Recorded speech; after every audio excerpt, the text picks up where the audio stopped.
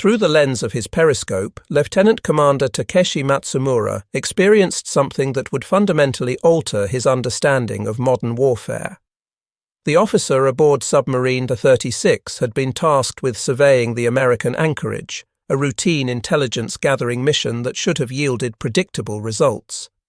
Instead, what emerged through the magnified circle of his optical equipment presented a reality so divergent from Japanese naval planning assumptions that he found himself questioning the very foundations of the strategic calculations that had led his nation into this conflict. The American lagoon stretched before him, and within it floated not merely a collection of warships, but what could only be described as a maritime industrial complex of staggering proportions. His observations defied the careful projections that had been assembled by the Imperial Naval Staff. In the breast pocket of his uniform rested a notebook, its pages gradually filling with sketches and detailed observations that Matsumura understood would send tremors through the command structure in Tokyo. The floating structures he counted numbered 6, each one exceeding in size any dry dock facility that existed within Japan's borders. His attention fixed on one particular structure that held the battleship USS Alabama, and what he witnessed challenged everything he had learned about naval repair and maintenance. The massive warship had been lifted entirely clear of the water, its hull exposed to the air, with hundreds of workers and an array of equipment swarming across its surface. Another of these floating giants cradled not one but 2 cruisers simultaneously. The implications crashed over Matsumura like a wave. The Americans had achieved what seemed impossible. They had transported their shipyards across thousands of miles of ocean and positioned them directly in the combat zone. In the coded transmission he prepared that evening, Matsumura struggled to find words adequate to convey what he had observed. The phrase he ultimately chose carried a weight that would reverberate through Japanese naval planning for the remainder of the war. The enemy, he wrote, possessed the capability to repair their vessels at a pace that exceeded the rate at which Japanese kamikaze pilots could inflict damage upon them. This reality, he concluded, transcended the boundaries of conventional warfare. What they faced was a mathematical equation that Japan had no capacity to solve favorably. The structures that had so profoundly disturbed Matsumura's strategic confidence belonged to the AFDB series, auxiliary floating dry docks that represented a revolution in naval logistics. These sections had been manufactured in shipyards scattered across the continental United States, then towed across the vast expanse of the Pacific Ocean to be assembled like enormous steel puzzles in forward locations. The designation AFDB-2 alone described a structure extending 927 feet in length, possessing the capacity to lift 90,000 tons of displacement. When this facility operated at full capability with its complement of 600 personnel, it functioned as a complete industrial ecosystem.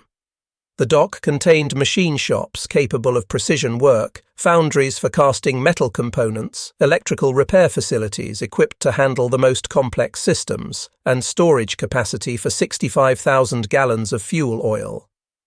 Power generation, freshwater distillation, and operational efficiency comparable to any major naval shipyard on the American mainland had all been compressed into these floating structures. What remained invisible to Lieutenant Commander Matsumura from his submerged vantage point would have shattered Japanese naval doctrine even more completely. Distributed throughout the Pacific Theatre, operated 7 major advanced base sectional docks, accompanied by 31 smaller auxiliary floating docks.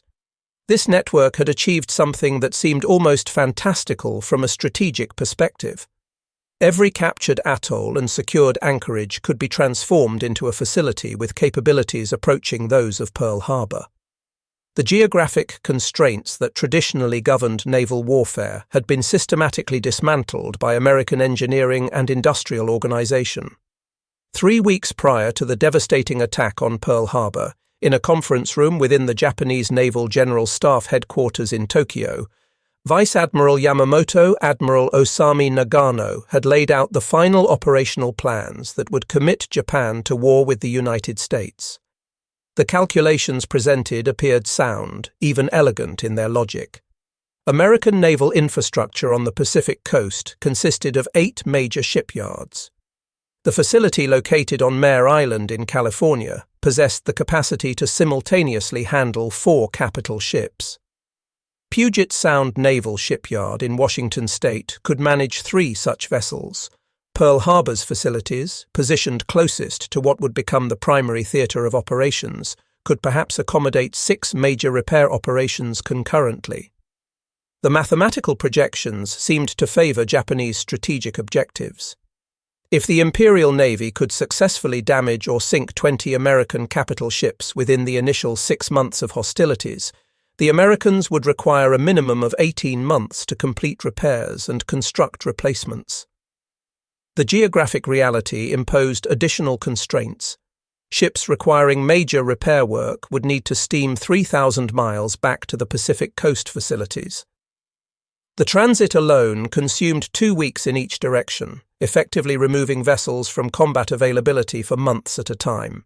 Admiral Isoroku Yamamoto, despite harboring serious reservations about initiating conflict with America, had approved these estimates after careful review. His operations officer, Commander Kameto Kuroshima, had assembled comprehensive charts illustrating American industrial capacity in concrete terms. During the year 1941, the United States had produced 1.5 million tons of merchant shipping. Japan's production in the same period reached 400,000 tons. Yet Kuroshima had argued persuasively that naval construction followed different rules than merchant vessel production. Warships demanded specialized facilities, workers with specific skill sets, and particular materials that created bottlenecks in production. The limiting factor, Kuroshima had insisted, would not be America's raw industrial power, which everyone acknowledged exceeded Japan's by significant margins.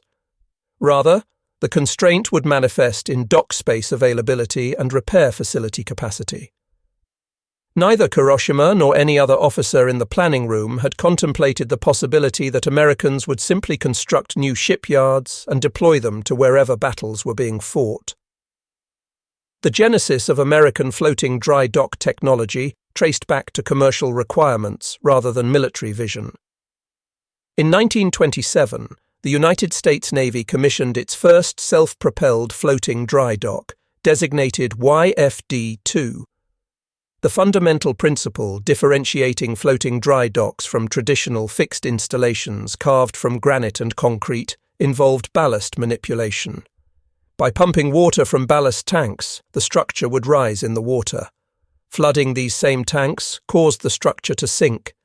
A damaged ship could be positioned over a submerged dock, which would then be raised, lifting the vessel completely clear of the ocean surface for inspection and repair.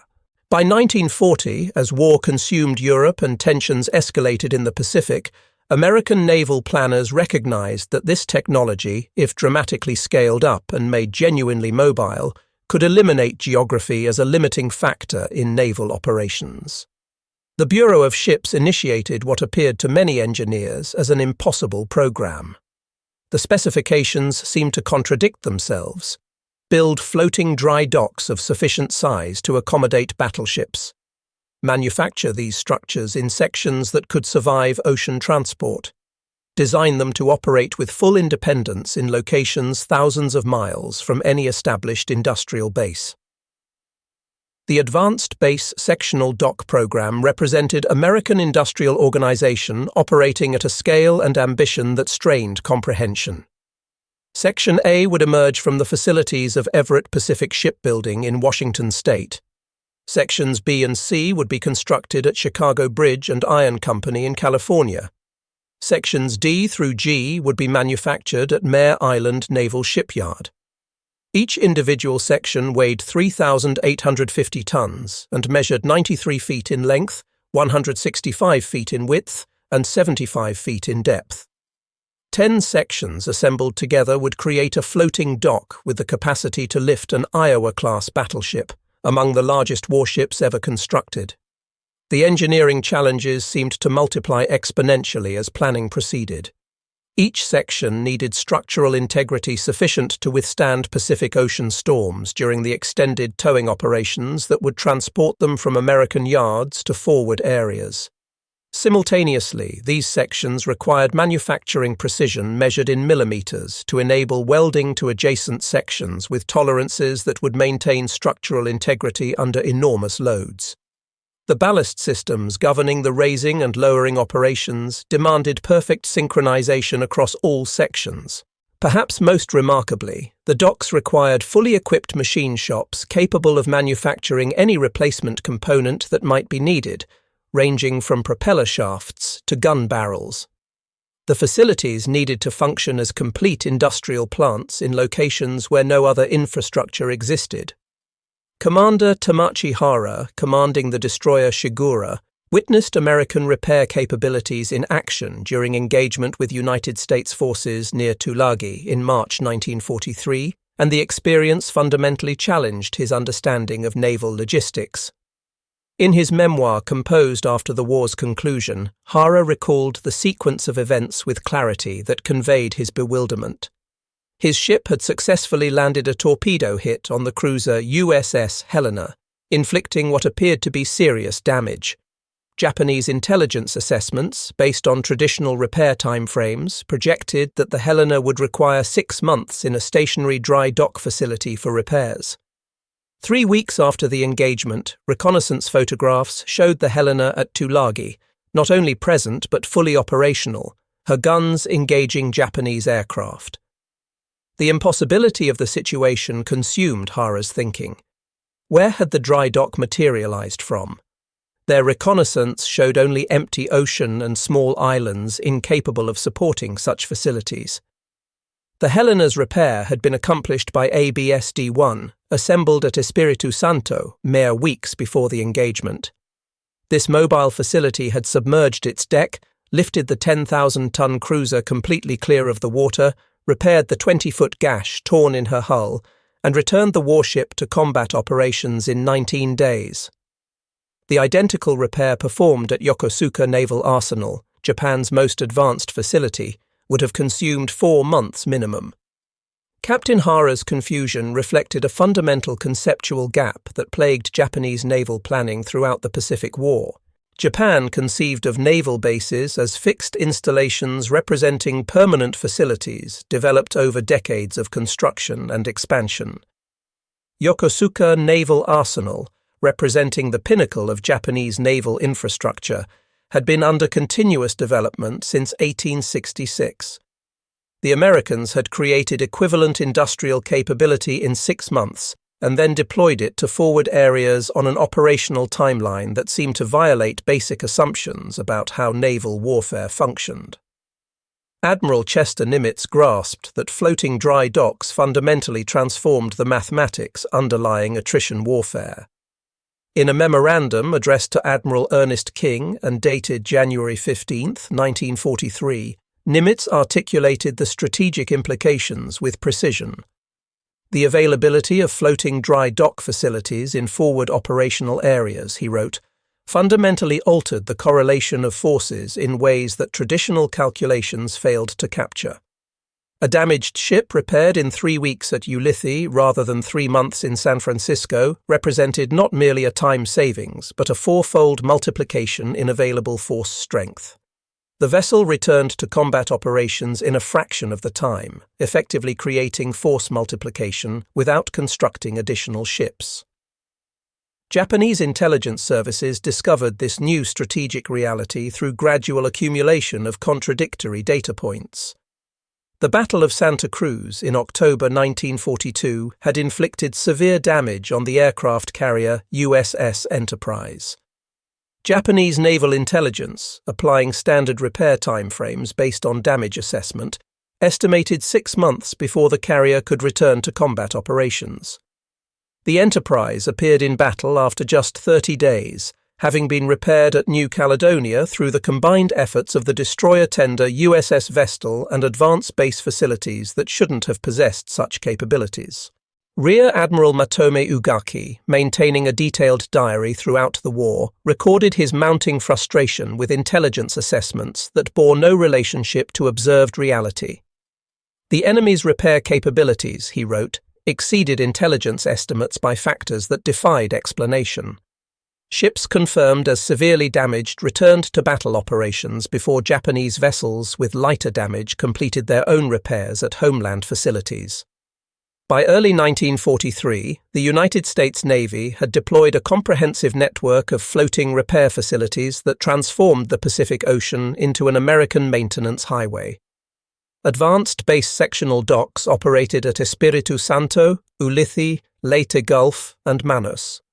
Smaller floating dry docks provided service to destroyers and submarines at dozens of additional locations throughout the theatre.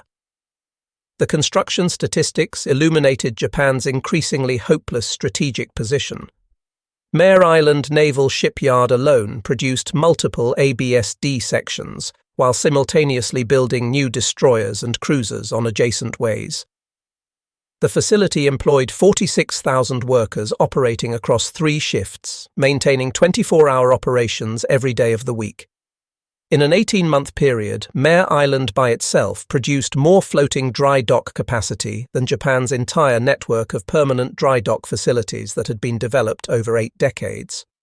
Lieutenant Commander Haruki Iki, a naval architect assigned to Yokosuka Arsenal, conducted a comprehensive analysis of American repair capabilities in early 1944, and his findings painted a picture of impossible disparity. His calculations determined that American floating dry docks deployed throughout the Pacific Theatre could simultaneously repair 18 capital ships, 36 cruisers, and over 100 destroyers. Japan's entire domestic repair capacity, representing every facility within the home islands, could handle 6 capital ships, 12 cruisers, and 40 destroyers. Even more critically, from a strategic perspective, Iki identified what he termed the multiplication effect of forward repair capability. A vessel damaged at Leyte Gulf and repaired at Ulithi returned to combat operations in 1/4 the time required for a ship making the voyage to Japan for repair at homeland facilities. His conclusion carried devastating clarity. The enemy had achieved something unprecedented in naval warfare. They had brought their homeland's industrial capacity to the battlefield itself. Japan could not sink ships at a pace faster than American facilities could repair them. The floating dry docks achieved their first spectacular demonstration during the invasion of Kwajalein in February 1944, when the battleship USS Maryland absorbed kamikaze hits that tore a 40-foot hole in her deck armor.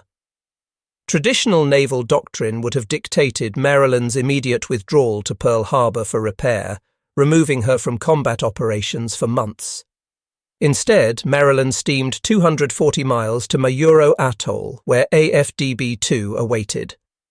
The massive dock, under the command of Commander Joseph J. Rochefort, should not be confused with the intelligence officer of the same name who achieved fame for breaking Japanese naval codes, executed a precisely choreographed operation. The dock submerged its structural deck, allowing Maryland to position herself carefully over the keel blocks. In 4 hours, powerful pumps expelled 8 million gallons of water, raising the 45,000-ton battleship completely clear of the ocean surface.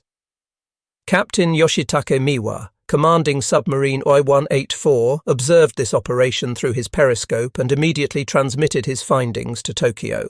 His report documented Maryland entering the floating dock at Mayuro, with extensive damage clearly visible across her superstructure. Based on traditional repair timeframes and the severity of observed damage, Miwa estimated a minimum 3-month repair period. 3 weeks later, his submarine observed Maryland departing Mayuro under her own power, with full combat capability apparently restored. His follow-up transmission to headquarters carried a tone of frustration and disbelief. The Americans, he reported, had somehow made time and distance irrelevant as strategic factors. Commander Mochitsura Hashimoto of submarine the First 58 later composed a memoir in which he attempted to capture the psychological impact of America's repair capabilities on Japanese submarine operations. His boats would successfully attack an American carrier or battleship, scoring hits that appeared to inflict serious damage. Japanese intelligence would calculate the months required for repair based on damage assessment and traditional doctrine. Weeks later, those same submarines would encounter the identical ship, not only operational, but at full combat capability. Hashimoto wrote that it resembled fighting mythical creatures from ancient legends that possessed the ability to heal their wounds instantaneously, rendering all damage temporary regardless of severity. AFDB-7, operating at Leyte Gulf, demonstrated the extreme limits of mobile repair capability when it received the aircraft carrier USS Franklin after devastating kamikaze damage in March 1945. The Franklin had suffered the most catastrophic damage of any United States carrier to survive the war. 807 sailors had perished in the attack, and fires had consumed significant portions of the ship's interior. Standard procedure would have classified Franklin as a constructive total loss, suitable only for scrapping. However, AFDB-7's crew of 1,000 personnel included specialists in every conceivable aspect of ship construction and repair. They implemented shift schedules that maintained operations around the clock without pause. Master Chief Petty Officer William Delaney, testifying at a post-war investigation into repair capabilities, described the Franklin operation in terms that strained credibility. His team had essentially rebuilt the carrier from the inside outward, he explained. In a stationary yard with comprehensive facilities available, such work represented a 6-month project under optimal conditions. The crew of AFDB-7 completed the work in 11 weeks while operating in a combat zone subject to air attack. Lieutenant Commander Sadao Kusaka flew reconnaissance missions over American forward bases, and his report filed in April 1944 revealed the depth of strategic shock rippling through Japanese naval intelligence. His detailed observation of Ulithi anchorage produced a count of 6 large floating structures that previous reconnaissance had tentatively identified as possible cargo vessels or unusual transport ships. Closer examination through photographic analysis revealed these were mobile dry dock facilities. One of these structures contained the battleship Iowa, her hull completely exposed for repair work. Kusaka's conclusion carried profound implications for Japanese strategic planning. American maintenance capacity was not fixed to homeland locations, but had been made genuinely mobile. The enemy was bringing their bases with them, creating industrial capability wherever their fleet operated. Admiral Soemu Toyoda, assuming command of the combined fleet following Yamamoto's death, received these accumulating intelligence reports with mounting desperation. At a staff meeting convened in May 1944, Toyoda presented his colleagues with the mathematical reality underlying their strategic predicament. If American forces could repair ships 3 times faster than Japanese facilities, Japan would need to sink 9 ships for every one lost in order to merely maintain parity. Such an exchange ratio, Toyoda stated flatly, existed beyond any possibility of achievement. The combined fleet was not losing to American tactical prowess or superior equipment. They were being defeated by floating steel and industrial organization. Each dock section included comprehensive living quarters for its assigned crew, complete with sleeping bunks, fully equipped galleys capable of preparing meals for hundreds, and medical facilities staffed by qualified physicians. Seaman First Class Robert Leckie, assigned to AFDB-3 at Manus, attempted to describe daily life aboard these massive structures in correspondence with his family. His letters painted a picture of surreal displacement. Thousands of miles from American soil, the crew lived on this enormous steel structure that functioned as a slice of home transplanted to the war zone. They organized movie screenings projected against the dock walls. Baseball games were played on the dock floor during periods when no ship occupied the facility. The crew wasn't merely repairing ships, Leckie wrote. They were maintaining a floating piece of America itself in the middle of the Pacific. The food served aboard floating dry docks achieved legendary status among personnel rotating through these facilities. while combat ships subsisted on spam, powdered eggs, and monotonous rations designed for long storage, the dry docks maintained frozen food lockers and complete bakeries with professional equipment. AFDB-2's Thanksgiving dinner in 1944 served 2,000 complete turkey dinners to combined crews of damaged ships under repair and the dock's own personnel. The meal included traditional accompaniments that would have been impossible aboard most naval vessels operating in forward areas. Vice Admiral Takeo Kurita experienced the strategic impact of mobile repair capability during the Battle of Leyte Gulf in October 1944, and the experience fundamentally undermined his tactical planning. His battle plan had incorporated assumptions about damaged American vessels being forced to withdraw from the combat area for extended repairs, progressively weakening the invasion force he opposed. Instead, vessels that sustained damage sailed to nearby mobile repair facilities and returned to combat operations within days rather than weeks or months. Kurita's post-war memoir attempted to convey the psychological impact of fighting an enemy whose industrial system had somehow been made portable. Japanese forces would inflict damage on an American cruiser, calculate based on observed damage that the vessel had been eliminated from combat for weeks minimum, only to face that same cruiser in battle 3 days later at full operational status.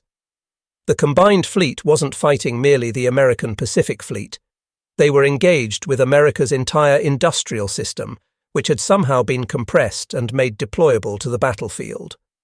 The most remarkable pre-deployment repair feat occurred with USS Yorktown between the Battle of Coral Sea and the Battle of Midway, demonstrating repair capabilities even before floating docks deployed to forward areas.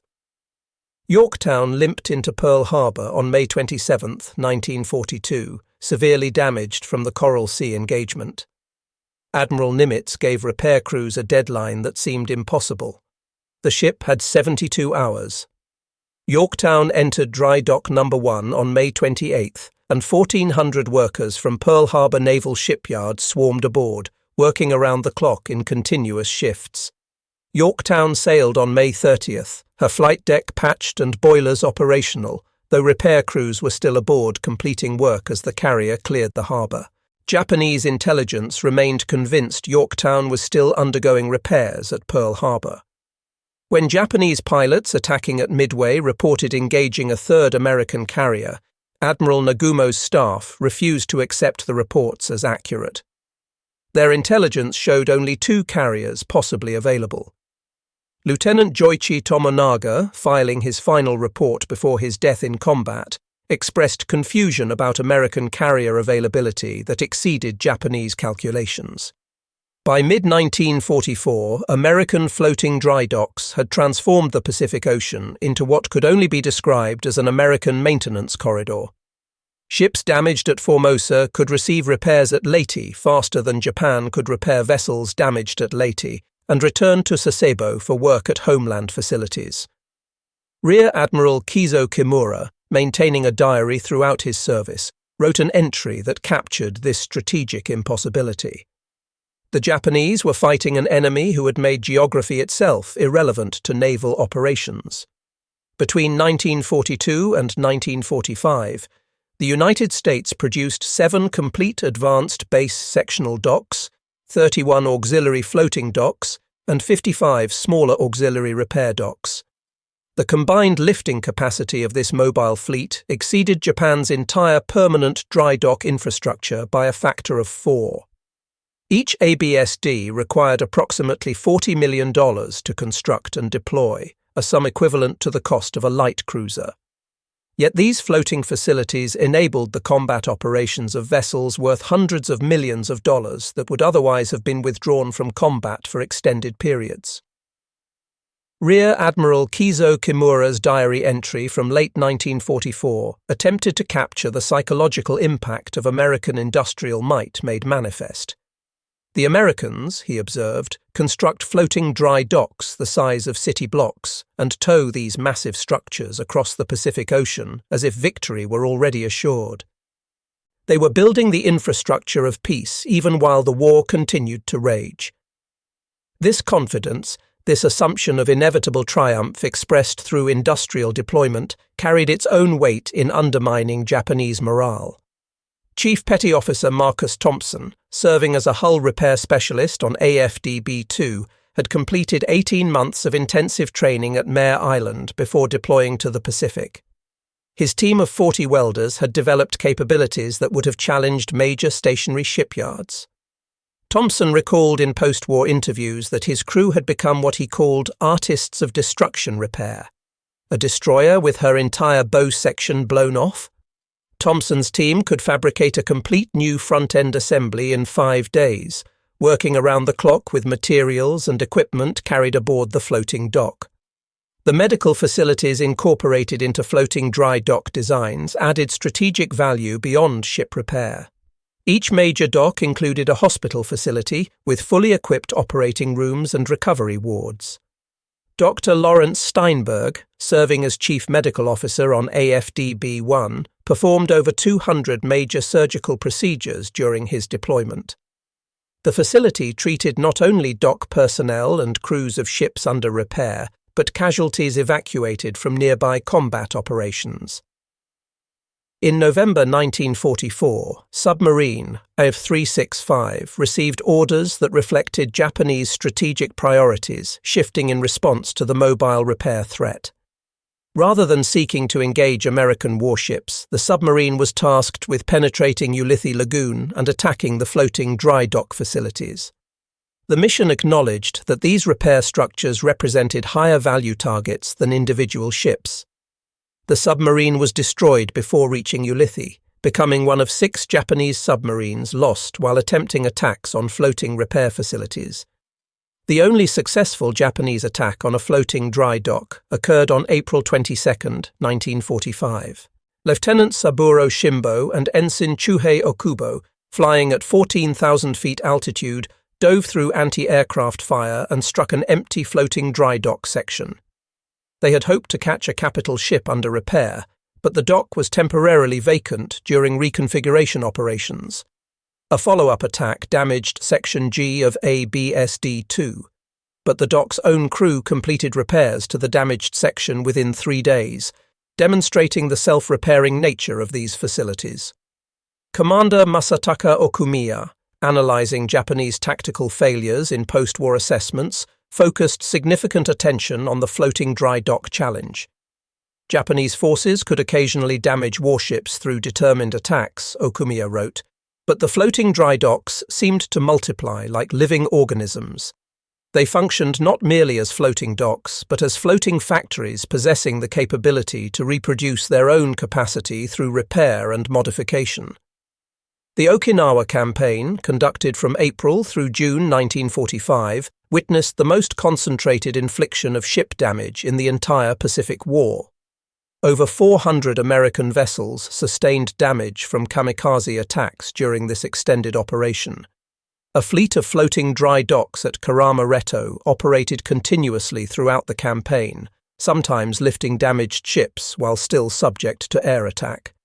Captain Toshiyuki Yokoi, commanding kamikaze operations, recorded in his log the mounting frustration with tactical outcomes.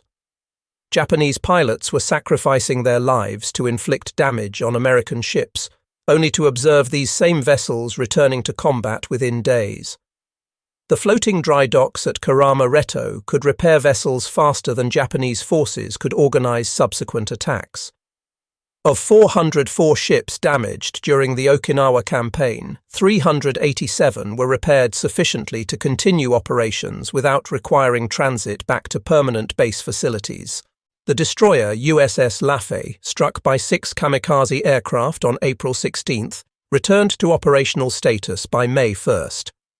The repair timeline would have been measured in months at Pearl Harbor, yet forward facilities completed the work in 2 weeks. Captain Minoru Genda, reviewing captured American planning documents after the war's conclusion, discovered plans that revealed the full scope of American intentions. The invasion of Japan itself would have been supported by 12 major floating dry docks and 40 smaller facilities brought to Japanese home waters. Genda calculated that even if Japanese forces damaged half the American fleet on a daily basis, The mobile repair facilities could restore ships to operational status faster than Japanese forces could reload weapons systems for subsequent attacks. Working with battle-damaged ships meant handling unexploded ordnance embedded in hulls and dealing with toxic smoke residue throughout interior spaces. On AFDB-3, 7 workers died when a weakened bulkhead collapsed during repair operations on USS Pittsburgh. Yet morale among dock personnel remained remarkably high throughout deployments that often extended 18 months or longer. The motto painted in letters 10 feet high across AFDB-2 read simply, "We keep 'em fighting." This phrase captured the essential strategic function these facilities performed.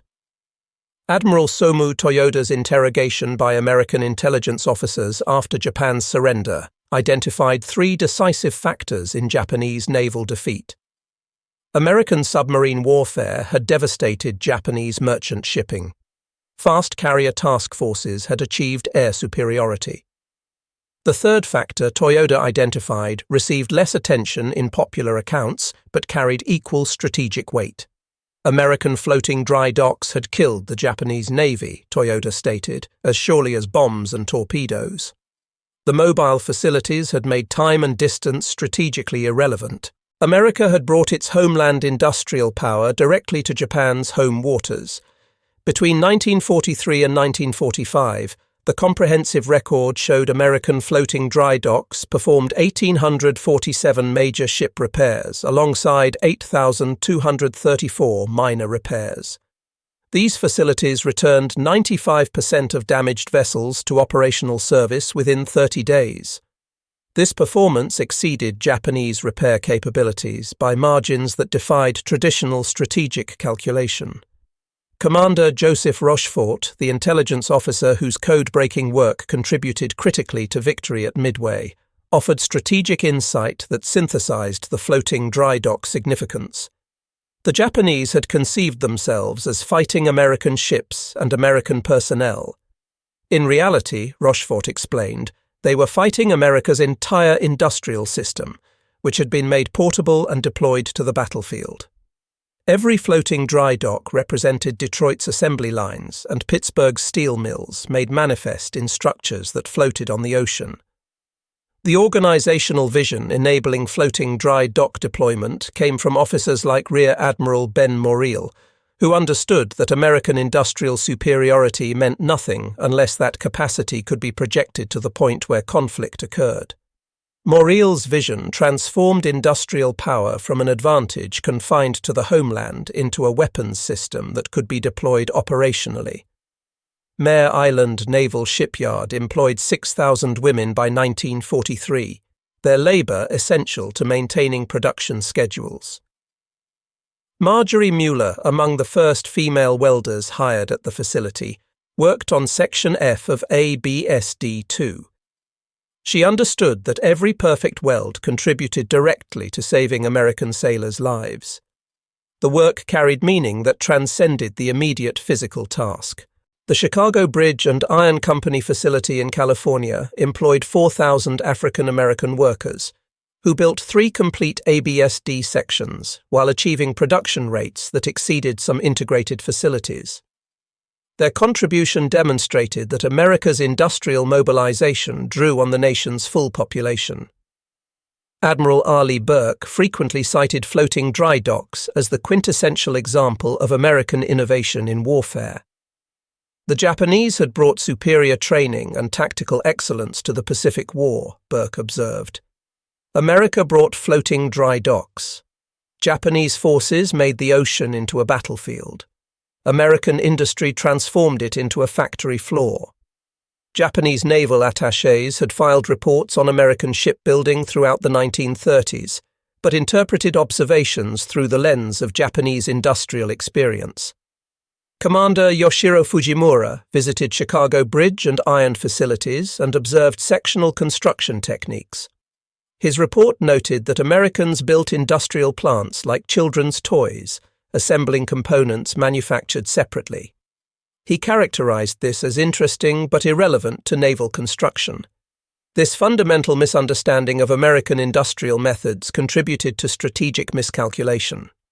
As the war drew toward its conclusion, American floating dry dock production continued. A FDB 8-14 remained under construction for an invasion of Japan that never occurred. The atomic bombs and subsequent Japanese surrender rendered these additional facilities unnecessary. The complete story of American floating dry docks represents two fundamentally opposed concepts of power confronting each other in total war. Japan conceived power in traditional terms rooted in centuries of military culture. Warrior skill, tactical excellence, and individual sacrifice would overcome material disadvantages. America conceived power in industrial terms unique to modern democracies. Production capacity, repair capability, and systematic organization would eventually overwhelm any opponent regardless of their tactical prowess.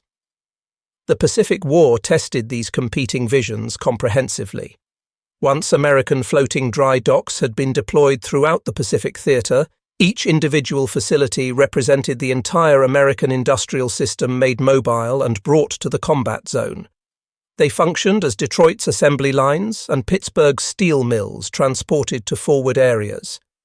Against such industrial might systematically deployed, no quantity of traditional military excellence could prevail. Admiral Soemu Toyoda's final assessment, delivered during extensive interrogation sessions with American intelligence officers, captured the ultimate significance of floating dry dock deployment with devastating clarity.